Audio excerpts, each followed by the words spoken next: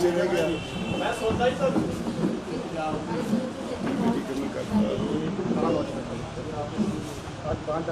यार सिद्धू सिद्धू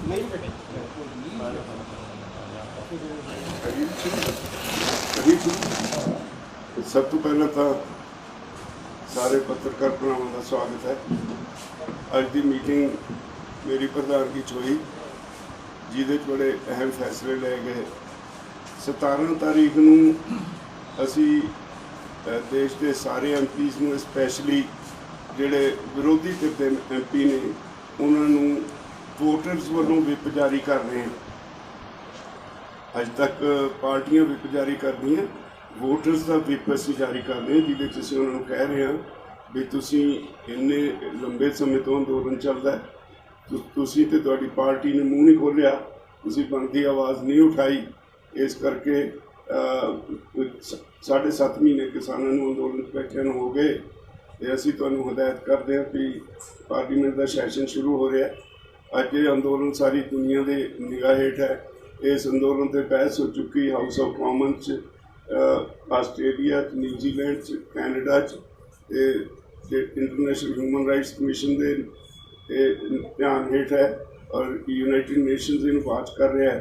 ये अंदोलन सारी दुनिया का अंदोलन हो गया, पर तुहाडी पार्टी ने या तुसीं इहदे ते मूँह नहीं खोलिया। इस करके असी उन्होंने कहा भाई जिहड़ा हुण 19 तारीख तो पार्लीमेंट सैशन शुरू हो रहा है, तुहाडे वोटर तुहानूं हदायत करते हैं भी तुसीं पार्लीमेंट जदों जाओगे सब तो पहला काम ये होएगा भी तुसीं किसानां दे जिहड़ा अंदोलन चल रहा है इनूं हल कराउण वास्ते पार्लीमेंट दे विच होर कोई काम नहीं होण दोगे, पहलां इहदे उत्ते गल करोगे। ते जे तुहानूं वाकआउट तुसीं नहीं करना, क्योंकि वाकआउट करके तुसीं रूलिंग पार्टी नूं खुला समा दे देने हो जो मर्जी कर। ये भी नोटिस च लिखिया है कि जे तुहानूं सस्पेंड कर दिता जाए स्पीकर या चेयरमैन वालों तां भी तुसीं बाहर नहीं होना, फिर भी तुसीं अंदर रह के किसानों की लड़ाई लड़नी है। जे तुसीं ये ना करोगे तो अज असीं भाजपा के लीडर, भाजपा के MP, भाजपा के लोगों का विरोध करते हैं। फिर असीं तुहाडा जिहड़ियां विरोधी पार्टियां ने उन्होंने भी MPs का, उन्होंने भी लोगों का फिर उस तरह विरोध करांगे जिस तरह भाजपा के लोगों का असीं कर रहे हैं। तो ये अज फाइनल उसकी वर्डिंग जी जारी कर दी गई और 17 तारीख को वो जो वोटर्स विप है वो जारी हो जाएगा। दूजा मिशन UP ते उत्तराखंड, अगला टारगेट साडा जिहड़ा UP ते उत्तराखंड दे विच अंदोलन नूं तेज़ करना है और सरकार नूं सबक सिखाउणा है। उहदे लई असीं 1 तो 25 अगस्त तक सारे जिलिਆਂ ਦੇ ਵਿੱਚ मीटिंगां करांगे। 5 सितंबर नूं मुजफ्फरनगर विच देश भर की एक महापंचायत होएगी। अक्तूबर और नवंबर 2 महीने जिहड़े ने 17 डिवीजनस ने UP दीयां ते 2 डिवीजनस ने उत्तराखंड दीयां, उत्थे असीं डिवीजन लैवल दीयां महापंचायतां करांगे। ते 26 जुलाई नूं लखनऊ च प्रैस कॉन्फ्रेंस करके इन्हूं होर अगे तेज़ करने वास्ते काम करांगे। ये तो अगे एक मता पास करके बहुत ही कड़े शब्दों में 6 फॉर जस्टिस उन्होंने जी एक वीडियो जारी की है, उसकी निंदा की है, जिद उन्होंने कहा है कि असी किसान अंदोलन च किसानों के नाल जावांगे, जे इन्होंने कोई गिरफ्तार करूँ तो असी उसका विरोध करांगे ते पार्लीमेंट ते असी जिहड़े खालिस्तान के झंडे लैके जावांगे, किरपाना लैके जावांगे, पार्लीमेंट ते कब्जा करांगे। उन्हों की इस कार्रवाई का सख्त नोटिस लिया गया और यदी सख्त निंदा की गई और असी ये तो सगों चौकस हो गए। जिहड़ियां फोर्सिस ने सानू 26 जनवरी नूं साडे अंदोलन नूं ढाल लाई सी, उदों वो फोर्सिस हुण फिर एक्टिव ने। असी लोगों को चौकस करते, किसी की गल नहीं सुननी। साडा अंदोलन पूरा शांतमई होएगा।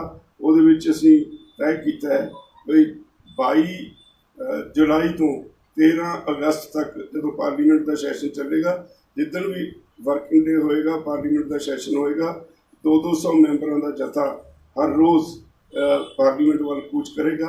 असी गिरफ्तारी देने लिए नहीं, ये सरकार की इच्छा वो की करती है, किवें बिहेव करती है।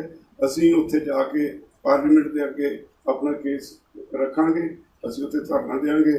ये 2 दिन 26 ਤਾਰੀਖ ਨੂੰ ਜਦੋਂ 8 ਮਹੀਨੇ ਹੋ ਜਾਣਗੇ ਤੇ 9 ਅਗਸਤ ਨੂੰ ਜਿਹੜੀ ਕੁਇਟ ਇੰਡੀਆ ਮੂਵਮੈਂਟ ਦੇ ਯਾਦ ਵਿੱਚ ਮਹਿਲਾਵਾਂ ਦੇ ਜੱਥੇ ਜਿਹੜੇ ਨੇ ਉਹ ਜਾਣਗੇ। ਤੇ ਇਹ ਤੋਂ ਇਲਾਵਾ ਇੱਕ ਇਹ ਵੀ ਫੈਸਲਾ ਕੀਤਾ ਕਿ ਅੰਦੋਲਨ ਨੂੰ ਕੋਈ ਗੜਬੜ ਨਾ ਅੰਦੋਲਨ 'ਚ ਕਰ ਸਕੇ, ਉਹਦੇ ਲਈ ਅਸੀਂ ਜਥਿਆਂ ਦੀਆਂ ਲਿਸਟਾਂ ਪਹਿਲੇ ਸਾਰੇ ਜ਼ਿਲ੍ਹੇ ਤੋਂ ਮੰਗ ਲਈਆਂ ਗਈਆਂ। ਹਰੇਕ ਜਿਹੜਾ ਜਥੇ 'ਚ ਕਿਸਾਨ ਜਾਏਗਾ ਉਹਦੇ ਘਰ ਦੇ ਵਿੱਚ ਇੱਕ ਆਈਡੈਂਟੀ ਕਾਰਡ ਹੋਏਗਾ, ਇੱਕ ਲਿਸਟ ਸਾਡੇ ਕੋਲ ਹੋਏਗੀ। ਬਾਹਰੋਂ ਬੰਦੇ ਨੂੰ ਕਿਸੇ ਨੂੰ ਅਲਾਉ ਨਹੀਂ ਕੀਤਾ ਜਾਊਗਾ। ਸਾਡੀ ਆਪਣੀ ਸਿਕਿਉਰਿਟੀ ਦੇ ਵਿੱਚ ਜਥੇ ਜਾਣਗੇ ਤੇ ਪਾਰਲੀਮੈਂਟ ਸਟਰੀਟ ਜਾ ਕੇ ਉਹ ਪਾਰਲੀਮੈਂਟ ਦੇ ਅੱਗੇ ਆਪਣਾ ਮੁਜ਼ਾਹਰਾ ਕਰਨਗੇ। ਇਹ ਅਸੀਂ ਫੈਸਲੇ ਕੀਤੇ ਹੈ। ਇੱਕ ਫੈਸਲਾ ਇੱਕ ਅਸੀਂ ਇਸ ਗੱਲ ਦੀ ਅੱਜ ਸਖਤ ਨੋਟਿਸ ਲਿਆ, ਪਹਿਲੀ ਵਾਰੀ ਹੋਇਆ ਇਤਿਹਾਸ ਵਿੱਚ ਸਿਰਸੇ 'ਚ ਹਰਿਆਣਾ ਸਰਕਾਰ ਨੇ 2 ਕਿਸਾਨਾਂ ਦੇ ਖਿਲਾਫ ਦੇਸ਼ ਧਰੋਹੀ ਦੇ ਕੇਸ ਦਰਜ ਕੀਤੇ ਨੇ। ਤੇ ਇੱਕ ਅਸੀਂ ਅੱਜ ਜਿਹੜਾ ਹਰ ਰੋਜ਼ ਚੜੂਨੀ ਸਾਹਿਬ ਦੇ ਪੋਲੀਟੀਕਲ ਹੋਣ ਦੇ ਬਿਆਨ ਆਈ ਜਾ ਰਹੇ ਸੀ ਪੰਜਾਬ ਦੇ ਲੋਕਾਂ ਨੂੰ ਮਿਸ਼ਨ ਪੰਜਾਬ ਦੇ ਨਾਂ ਹੇਠ, ਇਸ ਵੇਲੇ ਅਸੀਂ ਮੋਰਚਾ ਲੜ ਰਹੇ ਹਾਂ। ਇਸ ਵੇਲੇ ਕੋਈ ਰਾਜਨੀਤੀ ਨਹੀਂ ਕਰ ਰਹੇ। ਬਾਰ-ਬਾਰ ਕਹਿਣ ਦੇ ਬਾਵਜੂਦ ਉਹ ਫਿਰ ਅਸੀਂ ਉਹਨਾਂ ਦੇ ਬਿਆਨ ਕੰਡੈਮ ਕਰਦੇ ਰਹੇ, ਉਹ ਫਿਰ ਬਿਆਨ ਦਿੰਦੇ ਰਹੇ। ਅੱਜ ਉਹਨਾਂ ਦੀ ਇਸ ਕਾਰਵਾਈ ਲਈ ਅਸੀਂ 7 ਦਿਨ ਲਈ ਉਹਨਾਂ ਨੂੰ ਸਸਪੈਂਡ ਕੀਤਾ ਹੈ ਔਰ 7 ਦਿਨ ਕੋਈ ਬਿਆਨ ਨਹੀਂ ਦੇ ਸਕਣਗੇ, ਸਟੇਜ 'ਤੇ ਨਹੀਂ ਜਾ ਸਕਣਗੇ, ਇੱਦਾਂ ਦੀ ਉਹਨਾਂ 'ਤੇ ਪਾਬੰਦੀ ਲਾਈ ਹੈ। ਤੇ ਅੱਜ ਦੇ ਇਹੀ ਫੈਸਲੇ ਨੇ। ਮੈਂ ਬੇਨਤੀ ਕਰਾਂਗਾ sir Prem Singh Pangu advocate Punjab Haryana high court ਸਾਡੇ ਲੀਡਰ ਨੇ ਕਿਸਾਨ ਜਥੇਬੰਦੀ ਦੇ, ਜਿਹੜੇ ਸੈਡੀਸ਼ਨ ਦੇ ਕੇਸ ਨੇ ਉਹਦੇ ਬਾਰੇ ਕੁਝ ਕਹਿਣਾ ਚਾਹੁੰਦਾ। ਮੈਂ ਸਰ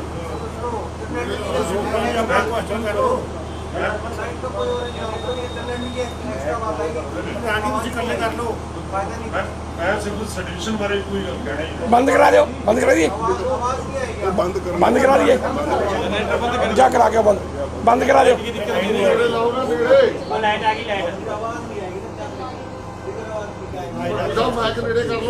ਤੁਸੀਂ ਆਪ ਦੀ ਲੈਟਰ ਲਾ ਦਿਓ। ਚਲੋ ਜੀ। ਸਿਰਸਾ ਦੇ ਵਿੱਚ ਕੱਲ ਹੋਈ ਘਟਨਾ, ਉਹ ਜਦ ਸਾਰੇ ਉਹਦੇ ਵਿੱਚ 2 ਫਾਰਮਰਸ ਦੇ ਖਿਲਾਫ ਸੈਡੀਸ਼ਨ ਦਾ ਕੇਸ ਦਰਜ ਕੀਤਾ। ਸੈਡੀਸ਼ਨ 124 ਇਹ ਹੈ ਜਿਹਨੂੰ ਦੇਸ਼ ਧਰੋਹ ਕਿਹਾ ਜਾਂਦਾ। ਜਿਵੇਂ ਰਾਜੇਵਾਲ ਸਾਹਿਬ ਨੇ ਕਿਹਾ, ਇਹ ਦੇਸ਼ 'ਚ ਔਰ ਪੰਜਾਬ ਤੇ ਹਰਿਆਣੇ 'ਚ ਮੈਂ ਕਹਾਂਗਾ ਕਿ ਪਹਿਲਾ ਕੇਸ ਹੈ ਫਾਰਮਰਸ ਦੇ ਖਿਲਾਫ ਜੋ ਸੈਡੀਸ਼ਨ ਦਾ ਦਰਜ ਕੀਤਾ। ਪਹਿਲਾਂ ਹੋਰ ਬੜੇ ਕੇਸ ਦਰਜ ਕੀਤੇ, 307 ਵੀ ਸੀ, ਹੋਰ ਵੀ ਧਾਰਾਵਾਂ ਸਨ, ਪਰ ਸੈਡੀਸ਼ਨ ਪਹਿਲਾ। ਮੈਂ ਇਹ ਥੋੜੇ ਜਰੀਏ ਕਹਿਣਾ ਚਾਹੁੰਦਾ ਵੀ ਇਹ ਬਿਲਕੁਲ ਅਨਡੈਮੋਕ੍ਰੈਟਿਕ ਹੈ, ਅਨਕॉन्स्टिट्यूशनल है, क्योंकि कोई ऐसी घटना जी सिरसा च भी होर भी हुई, ये देश तो की घटना नहीं। ऑनरेबल सुप्रीम कोर्ट ने बड़िया जड़िया जजमेंट्स के हुण तक के है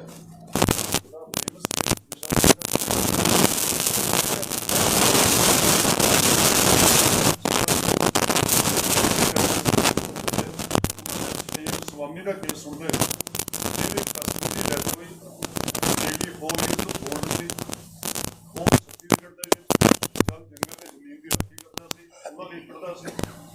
बेल नहीं दी करके सुनवाई करते हुए अपनी जज ने कि कोई अलग विचार रखना ये कोई सॉल्यूशन नहीं। विशावरी के केस नताशा के case in so many cases supreme court कह चुकी है, पर फिर भी जी सरकार है वो इन्होंने धारावां की गलत इस्तेमाल कर रही है और उन्होंने फार्मर्स के खिलाफ लोगों के खिलाफ जोड़े अपने हकों लिए लड़ते हैं, ये धारावां से लाइया जा रही हैं जिहड़ियां केवल देश के खिलाफ कोई जंग का ऐलान करे, कोई देश विरोधी एक्टिविटी करी उन्होंने पर लगती है, फार्मर्स के नहीं लगती। सो असीं संयुक्त किसान मोर्चे इसका सख्त नोटिस है और स्ट्रांगली इसको कंडेम करते हैं कि बिल्कुल उन्होंने तो देश वापस होना चाहिए। ये भी शिकायत देखिए, आज जो एक महत्वपूर्ण फैसला लिया गया मिशन यूपी और उत्तराखंड, उसको लेके प्रोग्राम आज दिया गया, जो 5 सितंबर का मुजफ्फरनगर का कार्यक्रम है, वो एक राष्ट्रीय स्तरीय जो है किसान पंचायत होगी, जिसमें देश के तमाम प्रदेशों के किसान उसमें हिस्सा लेंगे। और उस पंचायत की शुरुआत के माध्यम से यूपी में जो हमारा हम अपना कार्यक्रम जो लोगों को अवेयर करने के लिए लेके चल रहे हैं यूपी और उत्तराखंड में, तो उसमें लाखों की संख्या में किसान उसमें हिस्सा लेंगे। और उसके बाद पूरी यूपी, हर यूपी के मंडल स्तरीय यूपी में बैठक होगी। यूपी के साथ साथ उत्तराखंड के जो दोनों मंडल हैं हमारी, उनमें बैठक होगी। और ये जो राष्ट्रीय व्यापी कार्यक्रम है, उस कड़ी में यूपी और उत्तराखंड को हम शुरू में लेके चल रहे हैं। नवंबर के बाद, नवंबर तक का हमने कार्यक्रम तय किया। नवंबर तक हम ये तमाम अपने मंडल हैं उनको कवर कर लेंगे। और नवंबर के बाद में जो भी संयुक्त किसान मोर्चे का निर्णय होगा, इसको आगे लेके बढ़ेंगे। 7.5 महीने के बाद जिस तरह की उदासीनता सरकार की है और जिस तरह का रवैया और व्यवहार सरकार का, आज आपने देखा होगा ये जो अभी बात की, सरसा में हमारे साथियों के साथ देशद्रोह के केस लगाए जाते हैं। देशद्रोह का कोई मतलब होता किसी विदेशी ताकत के साथ मिलके देश के खिलाफ कोई साजिश रचना देशद्रोह कहलाता। अपनी मांग उठाने के लिए कोई आंदोलन करना देशद्रोह की श्रेणी में नहीं आता। 26 जनवरी और 26 जनवरी के बाद में इन्होंने एक ट्रेंड बना दिया था। जितने भी केसेस किसानों के बनाए, उसमें 307 धारा 307 लगाई, चाहे किसी को चोट लगी ना लगी, केवल आंदोलन करने पे, आवाज़ उठाने पे 307 धारा लगी। तो ये सरकार निरंतर जब से किसान आंदोलन चला, ये कानून की धाराओं का दुरुपयोग करके किसानों को दबाने का प्रयास करती है। हम आज इस प्रेस के माध्यम से बता देना चाहते हैं कि आज इतना कमज़ोर किसान को ना समझे। किसान में अवेकनिंग है, वो जानता है कि उसके अधिकार क्या, धारा कहाँ लगती है और किस तरह की लगती है। इस दबाव में आने वाला किसान नहीं है। ये आंदोलन जो है, जितना सरकार दबाने का प्रयास करेगी, उतना ही मजबूती के साथ आगे बढ़ेगा। हमारे हरियाणा से जोगिंदर नैन जी हैं, मैं उनसे निवेदन करूंगा वो बात रखें।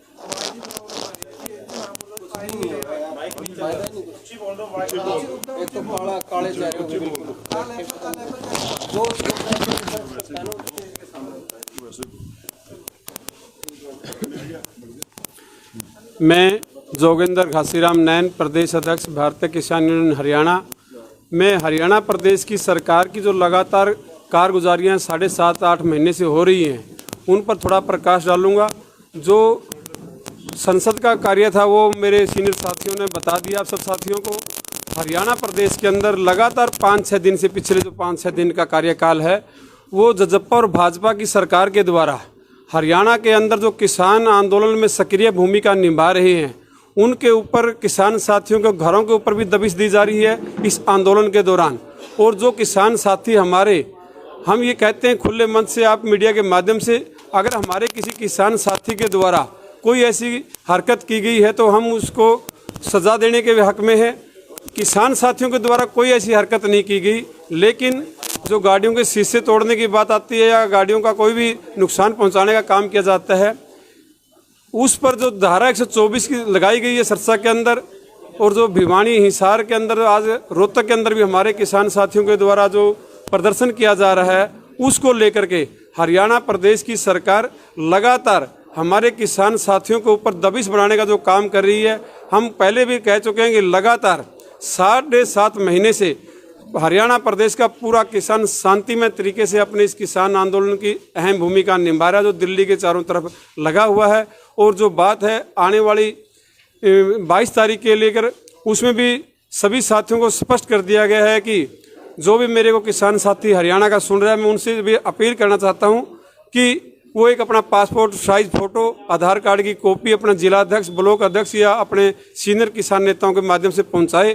कोई भी किसान साथी ऐसा कार्य नहीं करना चाहता जिससे संसद के द्वारा कोई अवरुद्ध पैदा हो। हम अपनी आवाज़ को अंदर वकील, अपने MP MLA उठाएंगे और बाहर किसान साथी अपना पूर्ण रूप से आवाज़ उठाएगा। जय जवान, जय किसान साथी।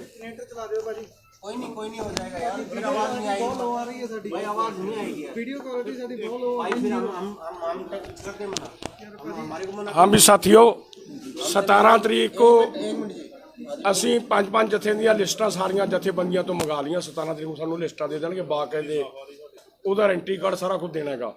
ਉਸ ਅਸੀਂ ਫੈਸਲੇ ਕੱਲ ਸਾਡੀ 32 ਜਥੇਬੰਦੀਆਂ ਦੀ ਮੀਟਿੰਗ ਹੋਈ ਸੀ ਪੰਜਾਬ ਦੀ, ਕਿਉਂ ਮਿਸ਼ਨ ਪੰਜਾਬ ਵੀ ਦਿੰਦਾ ਸਾਡੇ ਸਾਹਮਣੇ, ਪਰ ਇੱਕ ਫੈਸਲਾ ਕਰਿਆ ਸੀ 32 ਜਥੇਬੰਦੀਆਂ ਨੇ, ਭਾਰਤੀ ਜਨਤਾ ਪਾਰਟੀ ਦਾ ਪੂਰਾ ਵਿਰੋਧ ਕੀਤਾ ਜਾਊਗਾ। ਜਿੱਥੇ ਵੀ ਜਾਣਗੇ ਕਾਲੇ ਝੰਡੇ ਦਿਖਾਏ ਜਾਣਗੇ, ਨਾਅਰੇ ਲਾਏ ਜਾਣਗੇ, ਪਰ ਇਹ ਸਾਡਾ ਕੋਈ ਪ੍ਰੋਗਰਾਮ ਨਹੀਂ ਕਿਸੇ ਨਾਲ ਹੱਥੋਂ ਪਾਈ ਕਰੀਏ। ਇਹ ਸੰਯੁਕਤ ਮੋਰਚੇ ਦਾ ਕੋਈ ਪ੍ਰੋਗਰਾਮ ਨਹੀਂ।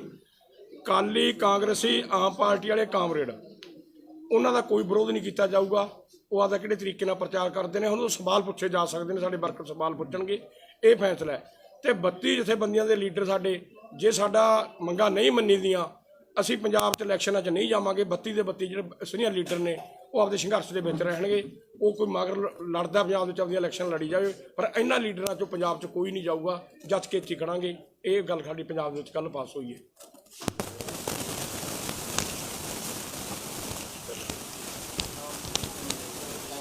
ਬੋਕ ਸਿੰਘ ਮਾਨਸਾ, ਪ੍ਰੈਜ਼ੀਡੈਂਟ ਭਾਰਤੀ ਕਿਸਾਨ ਯੂਨੀਅਨ ਮਾਨਸਾ। ਜੋ ਪੰਜਾਬ ਦੇ ਵਿੱਚ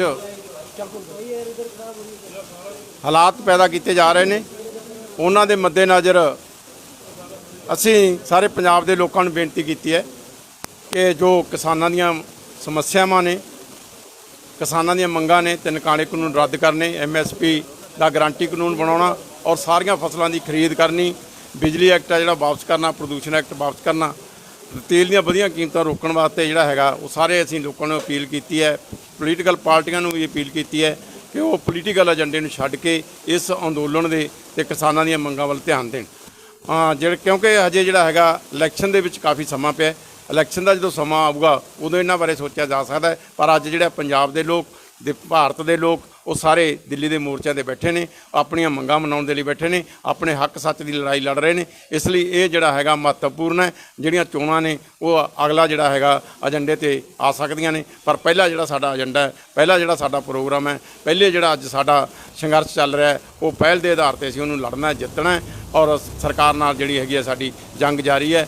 ਪਿਛਲੇ ਸਮੇਂ ਦੇ ਵਿੱਚ ਅਸੀਂ ਵੱਖ-ਵੱਖ ਪੜਾਵਾਂ ਵਿੱਚੋਂ ਹੁੰਦੇ ਹੋਏ ਅਗਲੇ ਪੜਾਅ 'ਚ ਆਏ ਹਾਂ। ਹੁਣ ਜਿਵੇਂ ਸਾਡੇ ਸਾਥੀਆਂ ਨੇ ਦੱਸ ਹੀ ਦਿੱਤਾ ਹੈ ਕਿ 22 ਤੋਂ ਅਸੀਂ ਲਗਾਤਾਰ ਜਿਹੜਾ ਪਾਰਲੀਮੈਂਟ ਅੱਗੇ ਜਾ ਕੇ ਆਪਣਾ ਜਿਹੜਾ ਆਵਾਜ਼ ਬੁਲੰਦ ਕਰਨੀ ਹੈ ਔਰ ਉਹਦੇ ਵਿੱਚ 17 ਤਰੀਕ ਨੂੰ ਅਸੀਂ ਜਿਹੜਾ ਹੈਗਾ ਵੋਟਰਜ਼ ਵਿਪ ਜਾਰੀ ਕਰਕੇ ਪਾਰਲੀਮੈਂਟ ਦੇ ਮੈਂਬਰਾਂ ਨੂੰ ਅੰਦਰ ਆਪਣੀ ਆਵਾਜ਼ ਕਿਸਾਨਾਂ ਦੇ ਹੱਕ 'ਚ ਉਠਾਉਣ ਦੇ ਲਈ ਅਪੀਲ ਕੀਤੀ ਹੈ ਔਰ ਉਹਨਾਂ ਨੂੰ ਇਸ ਗੱਲ ਦਾ ਚੇਤਾਵਨੀ ਪੱਤਰ ਭੇਜਿਆ। ਸੋ ਇਸ ਕਰਕੇ ਅਸੀਂ ਸਾਰੇ ਪ੍ਰੈਸ ਵਾਲੇ ਵੀਰਾਂ ਰਾਹੀਂ ਇਹ ਸਾਰੀਆਂ ਜਿਹੜੀਆਂ ਗੱਲਾਂ ਨੇ ਆਪਣੇ ਪਾਰਲੀਮੈਂਟ ਮੈਂਬਰਸ ਔਰ ਆਪਣੇ ਜਿਹੜੇ ਪੰਜਾਬ ਦੇ ਭਾਰਤ ਦੇ ਲੋਕ ਨੇ ਉਹਨਾਂ ਤੱਕ ਪਹੁੰਚਾਉਣਾ ਚਾਹੁੰਦੇ ਹਾਂ, ਤਾਂ ਕਿ ਉਹ ਸਾਡੇ ਇਸ ਅੰਦੋਲਨ ਦੇ ਨਾਲ ਜਿਵੇਂ ਪਹਿਲਾਂ ਮੋਢੇ ਨਾਲ ਮੋਢਾ ਜੋੜ ਕੇ ਜਿਹੜੇ ਖੜੇ ਨੇ ਉਹ ਹੋਰ ਮੋਢੇ ਨਾਲ ਮੋਢਾ ਜੋੜ ਕੇ ਖੜਨ, ਤਾਂ ਜੋ ਹੈ ਕਿ ਸਾਡੇ ਜਿਹੜੀ ਸਰਕਾਰ ਹੈ ਉਸ ਤੋਂ ਇਹ ਮੰਗਾਂ ਮਨਾਈਆਂ ਜਾ ਸਕਣ। ਧੰਨਵਾਦ ਜੀ।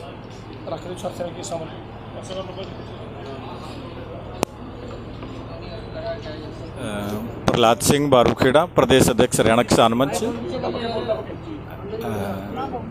अरे सिर्फ चल गए।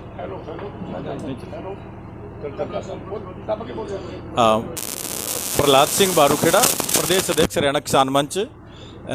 अभी जो संयुक्त मोर्चे की बैठक हुई उसके अंदर बातचीत सारे हमारे सीनियर लीडर ने बताई है। 22 तारीख को संसद की तरफ जाएंगे। 200 किसानों का जत्था जाएगा हर रोज़ जब तक ये मानसून सत्र चलेगा तब तक जाएंगे और वहाँ पर बैठेंगे, धरना देंगे। अगर सरकार गिरफ्तारी करती है तो गिरफ्तारी देंगे और जब गिरफ्तारी नहीं होगी तो शाम को वापस लौटेंगे और अगले दिन दोबारा फिर 200 किसानों का जत्था वहाँ पे जाएगा। और ये जो सरकार है आंदोलन को तोड़ने के लिए, किसानों को दबाने के लिए तरह तरह के हथकंडे अपनाती रही है। पहले भी किसानों को ये अत्याचार करती रही है। अभी भी सिरसा के अंदर हमारे ऊपर देशद्रोही के मुकदमे इन्होंने लगाए हैं। जो स्पीकर है रणवीर गंगवा एक संवैधानिक पद के ऊपर होते हुए यूनिवर्सिटी के अंदर जाते हैं। जो यूनिवर्सिटी है वो यूनिवर्सिटी छात्रों के पढ़ने की जगह है, ना कि किसी पार्टी की मीटिंग करने के लिए है। और वो पार्टी की मीटिंगों में जाके एक संवैधानिक पद पे होते हुए भी सभी मर्यादाओं का उल्लंघन करते हैं, असंवैधानिक कार्य करते हैं। मुकदमे दर्ज होने चाहिए तो रणवीर गंगवा पे होने चाहिए जो सरकारी गाड़ी का दुरुपयोग कर रहे हैं। और हमारे ऊपर जो शांतिपूर्ण तरीके से हम वहाँ पे प्रदर्शन कर रहे थे, मेरे नाम से पर्चा है प्रहलाद सिंह भारूखेड़ा, और एक हमारे बुजुर्ग किसान है जो कम से कम 70 साल उनकी उम्र है, हरचरण सिंह जी, उनके नाम बाई नेम जो है देशद्रोही का मुकदमा दर्ज किया, और 100 अन्य लोगों के नाम। हम इनको बता देना चाहते हैं आपके प्रेस के माध्यम से कि ना तो हम इनकी मुकदमों से डरने वाले हैं, ना इनकी गोलियों से डरने वाले हैं, ना इनकी जेलों से डरने वाले हैं। हम देश की बहुत बड़ी लड़ाई लड़ रहे हैं। जब तक ये 3 काले कानून रद्द नहीं हो जाते, MSP खरीद गारंटी कानून नहीं बन जाता, हमारा संघर्ष जारी रहेगा। हम घरों को वापस नहीं लौटेंगे ये 3 काले कानून वापस करवाने से पहले।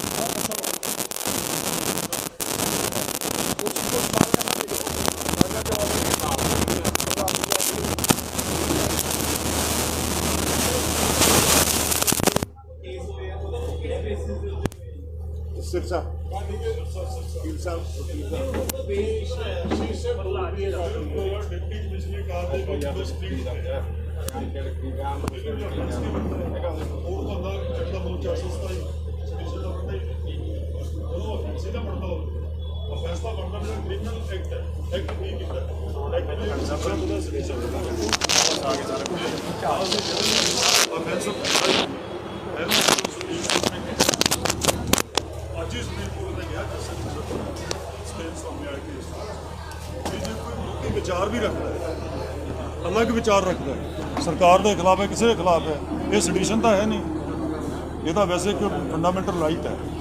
ਹੁਣ ਇੱਕ ਵਿੰਡੋ ਜਿਹੜੇ ਸ਼ੀਸ਼ੇ ਕਾਰ ਦੇ ਟੁੱਟ ਜਾਣੇ ਤਾਂ ਇਹਨੂੰ ਆਪਾਂ ਸਡੀਸ਼ਨ ਦਾ ਦੇਸ਼ਧਰੋਹ ਕਿਵੇਂ ਕਹਾਂਗੇ? ਦੇਸ਼ਧਰੋਹ ਇੱਕ ਦੇਸ਼ ਦੇ ਖਿਲਾਫ ਜੰਗ ਛੇੜਦਾ ਹੈ, waging war against the country. ਇੱਕ ਸ਼ੀਸ਼ੇ ਤੋੜਨਾ, they have not wage war against the country. ਇਹ ਤਾਂ ਇੱਕ ਕ੍ਰਿਮੀਨਲ ਐਕਟ ਹੈ, ਉਹਦੇ ਵੀ ਤੁਸੀਂ ਧਾਰਾ IPC 'ਚ 500 ਧਾਰਾ ਨੇ, ਜਿਹੜੀ ਮਰਜ਼ੀ ਲਗਾ ਲਓ ਤੁਸੀਂ। ਕੋਈ ਮਾਰ ਕਟਾਈ ਕਰਦਾ 323 ਹੈ, 325 ਹੈ, 326 ਹੈ, 427 ਹੈ, 332 ਹੈ, 53 ਹੈ, ਬੜੀਆਂ ਧਾਰਾਵਾਂ ਨੇ। ਪਰ ਸਡੀਸ਼ਨ ਤਾਂ ਇੱਕ ਬਿਲਕੁਲ ਅਲੱਗ ਧਾਰਾ ਹੈ ਨਾ। ਕੇਸ ਕਿਸੇ ਦੇ ਉੱਤੇ ਦਰਜ ਕੀਤੇ ਜਾਂਦੇ ਆ, ਇੱਕ ਹਰਾਸਮੈਂਟ ਦਾ ਹੁੰਦੀ ਹੈ ਨਾ। ਹੁਣ ਕਿਸਾਨਾਂ ਨੂੰ ਹਰਾਸਮੈਂਟ ਹੋ ਗਈ, ਜਿਹੜੇ ਜਿਨ੍ਹਾਂ ਦੇ ਉੱਤੇ ਪਰਚੇ ਦਰਜ ਹੋਏ ਆ, ਸੋ ਉਹਦੇ ਅਗੇਂਸਟ ਕੀ ਕਿਸਾਨ ਵੀ ਪਰਚਾ ਦਰਜ ਕਰ ਸਕਦੇ ਆ ਕਿ ਸਾਡੇ ਨੂੰ ਇਸ ਤਰੀਕੇ ਨਾਲ ਗਲਤ ਤਰੀਕੇ ਨਾਲ ਹਰਾਸ ਕੀਤਾ ਗਿਆ, ਕਾਨੂੰਨ ਦੇ ਆਧਾਰ ਦੇ ਉੱਤੇ ਜੋ ਬਣਦੀ ਕਾਰਵਾਈ ਆ ਉਹ ਕਰਨੀ ਚਾਹੀਦੀ ਆ। ਪਰ ਜੇ ਇਸ ਤਰੀਕੇ ਨਾਲ ਕੇਸ ਦਰਜ ਹੋ ਜਾਂਦੇ ਫਿਰ ਹਰਾਸਮੈਂਟ ਤਾਂ ਹੁੰਦੀ ਆ। ਨਹੀਂ, ਲੀਗਲੀ ਚੈਲੰਜ ਹੋ ਸਕਦਾ ਜਦੋਂ ਕੋਈ ਵੀ ਅਫੈਂਸ ਗਲਤ ਲੱਗ ਜਾਏ ਇਨ ਦਾ ਕੋਰਟ ਆਫ ਲਾ। ਪਹਿਲਾਂ ਉਸਦੇ ਪਰ ਚਾਰਜ ਤੇ ਬਹਿਸ ਹੁੰਦੀ ਹੈ ਵੀ ਆਇਆ ਅਫੈਂਸ ਮੇਡ ਆਊਟ ਹੈ ਕਿ ਨਹੀਂ ਹੈ। ਜੇ ਅਫੈਂਸ ਮੇਡ ਆਊਟ ਨਹੀਂ, ਹੁਣ ਇਹ ਸਾਡੇ 26 ਨੂੰ ਫਾਰਮਸ ਤੇ ਲੱਗੇ ਆ, 307 ਸੀ, 307 ਦੇ ਵੀ ਕਿਸੇ ਨੇ ਕੋਈ ਸੱਟ ਨਹੀਂ ਮਾਰੀ, ਕੋਈ ਮੈਡੀਕਲ ਐਗਜ਼ਾਮੀਨੇਸ਼ਨ ਨਹੀਂ, ਕੋਈ ਡਾਕਟਰ ਨੇ ਲਿਖੇ ਵੀ ਇੰਜਰੀ ਡੇਂਜਰਸ ਟੂ ਲਾਈਫ ਹੈ, ਤਾਂ ਫਟਾਫਟ ਜ਼ਮਾਨਤਾਂ ਹੋਣਗੀਆਂ ਸਾਰਿਆਂ ਦੀਆਂ, ਕਿਉਂਕਿ ਐਵੀਡੈਂਸ ਹੀ ਕੋਈ ਨਹੀਂ ਸੀ।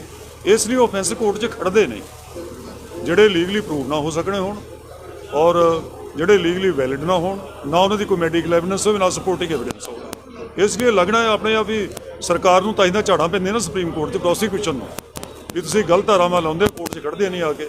ਇਸ ਲਈ ਬਿਲਕੁਲ ਗਲਤ ਹੈ ਇਹ। ਮੈਂ ਕਹਿੰਦਾ ਵੀ ਸੰਵਿਧਾਨ ਦੀ ਵੀ ਤਾਂ ਜਿਉਂ ਉਡਾ ਰਹੇ ਆ, ਫਲਾਊਟ ਕਰ ਰਹੇ ਆ, ਡੈਮੋਕ੍ਰੇਸੀ ਨੂੰ ਵੀ ਕਰ ਰਹੇ ਆ, ਸਾਰਾ ਜਿਹੜਾ ਕੈਨਨਸ ਆਫ ਲਾ ਹੈ ਉਹਨਾਂ ਨੂੰ ਵੀ ਫਲਾਊਟ ਕਰ ਰਹੇ ਆ। ਇਹ ਲਾ ਕੇ ਸਰਕਾਰਾਂ ਜਾਣਬੁੱਝ ਕੇ ਐਜੀਟੇਸ਼ਨ ਕਰਨ ਵਾਲੇ ਲੋਕਾਂ 'ਤੇ, ਪੀਸਫੁਲ ਲੋਕਾਂ ਦੇ ਜੇ ਇਹੋ ਜਿਹੀਆਂ ਧਾਰਾਵਾਂ ਲਾਉਣਗੀਆਂ ਤਾਂ ਉਹ ਆਪਣਾ ਜਲੂਸ ਆਪ ਹੀ ਕੱਢਣਗੀਆਂ ਕੋਰਟ 'ਚ। ਉਹਨਾਂ ਨੂੰ ਆਪਣੀ ਪੋਜੀਸ਼ਨ ਆਪ ਹੀ ਖਰਾਬ ਹੁੰਦੀਆਂ ਨੇ, ਝਾੜਾਂ ਖਾਣੀਆਂ ਪੈਂਦੀਆਂ ਕੋਰਟ। ਇਹ ਬਿਲਕੁਲ ਤਾਂ ਹੀ ਅਸੀਂ ਮੰਗ ਕੀਤੀ ਵੀ 124 ਇਹ ਬਣਦੀ ਨੇ, ਇਹ ਧਾਰਾ ਖਤਮ ਕਰੋ ਔਰ ਕੇਸ ਨੂੰ ਤਾਂ ਵਾਪਸ ਲਓ। ਸਰ ਇੱਕ ਹਿੰਦੀ 'ਚ ਦੱਸਦੇ ਹਰਿਆਣੇ ਵਾਲੇ ਕਹਿੰਦੇ ਜ਼ਿਆਦਾ ਆਏ ਹੋਏ ਆ, ਗਵਰਨਰ ਨੂੰ ਗਵਰਨਰ ਤੱਕ ਜਾਣ ਦਾ ਐਲਾਨ ਕੀਤਾ ਸੀਗਾ 26 ਜੂਨ ਨੂੰ, ਪਰ ਜਾਣ ਨਹੀਂ ਦਿੱਤਾ ਗਿਆ ਸੀਗਾ। ਸੋ ਹੁਣ ਤੁਸੀਂ ਕਹਿੰਦੇ ਹੋ ਕਿ ਸੰਸਦ ਤੱਕ ਅਸੀਂ ਜਾਵਾਂਗੇ, ਜੇ ਸਰਕਾਰ ਨੇ ਰੋਕਣ ਦੀ ਕੋਸ਼ਿਸ਼ ਕੀਤੀ ਹੈ, ਪ੍ਰਸ਼ਾਸਨ ਨੇ ਰੋਕਣ ਦੀ ਕੋਸ਼ਿਸ਼ ਕੀਤੀ, ਫਿਰ ਕਿੱਦਾਂ ਹੋਊਗਾ? ਤੁਸੀਂ ਵੈਸੇ ਕਿਹਾ ਵੀ ਅਸੀਂ ਸਾਡਾ ਜਿੱਥੇ ਰੋਕਣਗੇ ਉੱਥੇ ਹੀ ਰੁਕ ਜਾਵਾਂਗੇ, ਜਿੱਥੇ ਰੋਕਣਗੇ ਉੱਥੇ ਰੁਕਾਂਗੇ ਫੈਸਲਾ।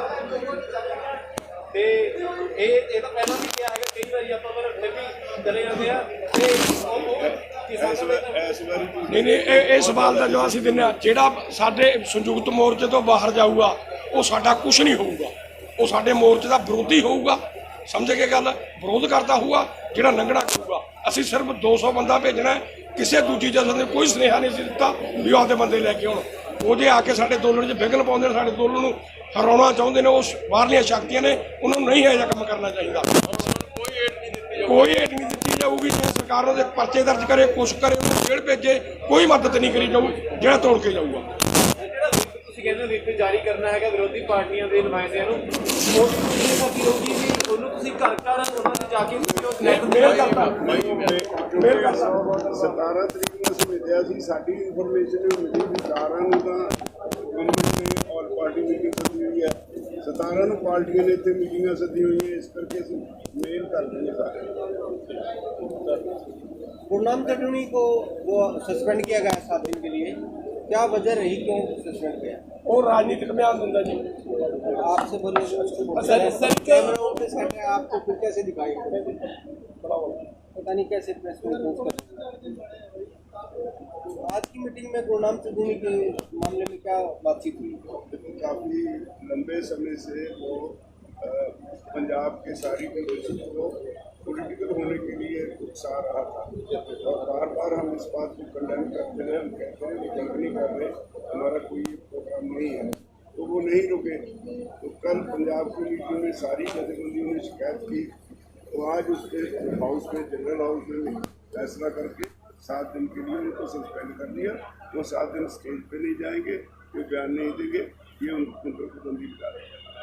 अगली क्या रणनीति रहने वाली है संसद के कूच के लिए? संसद कूच के लिए हम यहाँ से 200 किसानों का जथा संसद की तरफ कूच करेगा और अगर जाने दिया तो हम जाएंगे पार्लियामेंट स्ट्रीट और वहाँ जाके बैठेंगे सारा दिन। प्रशासन पहले से ही हाई अलर्ट है, अगर दिल्ली नहीं जाने दिया तो उनका काम है, हम अपना काम करेंगे। देखिए अब इस आंदोलन की जो स्थिति बन गई है, ये इस पर सारी दुनिया की निगाह है। इस आंदोलन में नंबर की बात नहीं है, अब तो एक्शन की बात है। वो कुछ ना कुछ होना चाहिए, वो हम कर रहे हैं। तो दिल्ली चारों तरफ से पहले ही प्रशासन की टाइट है, तो आप जाएंगे कौन से? तो देखेंगे जहाँ से भी रास्ता मिलेगा हम सीधा जाएंगे। अरेस्ट करना है अरेस्ट कर ले, ਰਾਜੇਵਾਲ ਸਾਹਿਬ नहीं करना ना करें, हम जाएंगे सीधा। ਰਾਜੇਵਾਲ ਸਾਹਿਬ ਜਦੋਂ ਅਸੀਂ ਕਿਸਾਨਾਂ ਨਾਲ ਗੱਲ ਕਰਦੇ ਆ, ਉਹ ਕਹਿੰਦੇ ਕਿ ਜੇ ਕਿਸਾਨ ਆਪਣੀ ਪਾਰਟੀ ਬਣਾ ਦੇਣ ਜਨਤਾ ਪੂਰਾ ਸਹਿਯੋਗ ਦੇਊਗੀ। ਤੁਹਾਨੂੰ ਨਹੀਂ ਲੱਗਦਾ ਵੀ ਕਿਸਾਨਾਂ ਨੂੰ ਪਾਰਟੀ ਬਣਾਉਣੀ ਚਾਹੀਦੀ ਹੈ? ਇਸੇ ਗੱਲ ਪਿੱਛੇ ਚੰਗੋਈ ਨਾਲ ਮਤਭੇਦ ਹੋਇਆ ਸੀ। ਫਿਲਹਾਲ ਅਸੀਂ ਮੋਰਚਾ ਲੜਨ ਆਏ ਹੋਏ ਹਾਂ, ਅਸੀਂ ਇਲੈਕਸ਼ਨ ਲੜਨ ਲਈ ਨਹੀਂ ਆਏ ਹੋਏ। ਸਾਡਾ ਟਾਰਗੇਟ ਕਿਸਾਨ ਮੰਗਾਂ ਨੇ, ਜਦੋਂ ਤੱਕ ਇਹਦਾ ਕੋਈ ਫੈਸਲਾ ਨਹੀਂ ਹੁੰਦਾ ਉਦੋਂ ਤੱਕ ਇਸ ਪਾਸੇ ਦੇਖਣਾ ਵੀ ਸਾਡੇ ਲਈ ਪਾਪ ਹੈ। ਮੈਂ ਸਮਝਦਾ ਤੁਸੀਂ ਮੰਨਦੇ ਨਹੀਂ ਕਿ ਸਿਆਸਤ ਦੇ ਵਿੱਚ ਜੇ ਆ ਜਾਂਦੇ ਹੈਗੇ, ਜੇ ਪਾਵਰ ਦੇ ਵਿੱਚ ਕਿਸਾਨ ਹੁੰਦੇ ਤਾਂ ਲੱਗਦਾ ਨਹੀਂ ਵੀ ਇਹ ਮਸਲਾ ਛੇਤੀ ਹੱਲ ਹੋ ਸਕਦਾ ਸੀਗਾ? ਅੱਜ ਵੀ ਬਹੁਤ ਸਾਰੇ ਕਿਸਾਨ ਨੇ ਜਿਹੜੇ ਪਾਰਲੀਮੈਂਟ ਦੇ ਮੈਂਬਰ ਨੇ, ਉਹਨਾਂ ਵਿੱਚ ਥਰਡ ਜਿਹੜੇ ਨੇ ਉਹਨਾਂ ਦਾ ਪਿਛੋਕੜ ਜਿਹੜਾ ਕਿਸਾਨੀ ਚੋਂ, ਪਰ ਉਹਨਾਂ ਦਾ ਕਿੱਤਾ ਹੁਣ ਰਾਜਨੀਤੀ ਹੋ ਗਿਆ, ਕਿਸਾਨੀ ਰਿਹਾ ਨਹੀਂ, ਇਸ ਕਰਕੇ ਮੂੰਹ ਨਹੀਂ ਬੋਲਦੇ। ਅਸੀਂ ਫਿਲਹਾਲ ਇਹ ਫੈਸਲਾ ਕੀਤਾ नहीं। आसपास के जो गांव के व्यक्ति हैं उन्होंने किस तारीख को एक रास्ता खोलो आंदोलन जो कुछ करने की बात कही, उनके बारे में क्या बात है? वो बीजेपी वाले हैं, कहते हैं कहने दो।